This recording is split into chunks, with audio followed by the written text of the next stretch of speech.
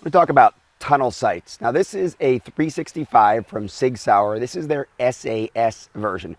The SAS version really is designed around a couple of ideas, and really they revolve around the gun being very smooth. So the idea that nothing is going to snag on the holster, it's not going to snag on a pocket, it's not going to snag on your concealment garment or your hand while you're manipulating the gun. So there are no sights protruding over the top of the gun, and even things like the magazine release is very close in to the gun itself. There has to be some relief there for you to be able to push the button, but it doesn't stick out very far. The slide stop or slide release, if you use it that way, which I don't recommend that you do in any gun, is also flush with the outside of the frame. So you don't feel it when you're going to lock the gun open. You really have to dig your thumb in there if you need to lock the gun open, for example, to strip a magazine out, or if you want to lock the gun open at the end of your range session and show it clear.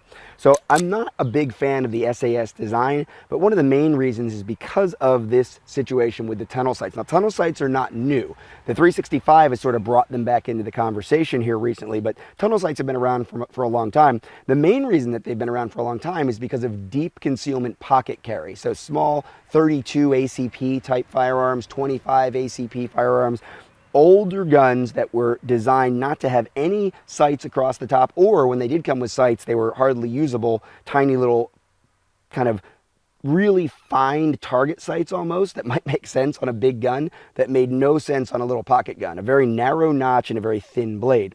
So getting rid of those, getting rid of the snag potential for what it's worth, and ending up with a sight that you can only see aligned through the tunnel that is actually part of the slide, and in some cases it would go deeper into the gun. In this case, what they've actually done is they've got a fiber optic sight that is built into the back of the slide. So instead of a traditional notch and blade type setup, or a more modern setup, the red dot sight that attaches to a plate, on the plate where you might put a red dot sight, they've put this fiber optic, which gives you a ring and a dot.